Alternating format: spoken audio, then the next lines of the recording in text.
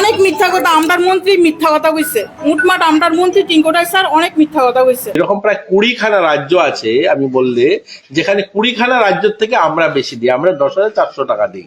কিছুদিন আগে আমরার যে সমাজশিক্ষা সমাজ কল্যাণের মন্ত্রী টিঙ্কুরাই স্যার তাই নিয়ে এমন একটা মিথ্যা কথা কইছে যে আমরা নাকি বলে 10,000 টাকার বেতন।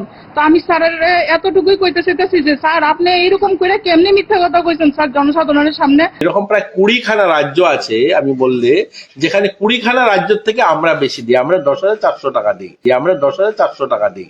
এতটুকুই কইতে চাইতেছি যে স্যার আপনি এইরকম করে কেমনি মিথ্যা কথা কইছেন স্যার জনসাধারণের সামনে। আমরা তো 9,000 টাকার বেতন পাই, তারপর আমরা নিজের বেতনের থেকে আমরা খরচ করি।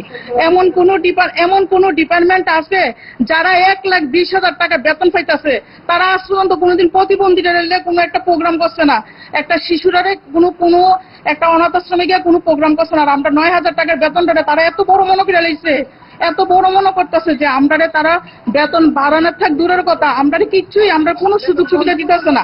আমরা বেতন বিল সবকিছু বদ্ধ করে দিতেছে। আবার কিছুদিন পরে ইদানিং এ শুনছি যে আমরা মন্ত্রী নাকি বলে 20% দিয়ে দিতেছে।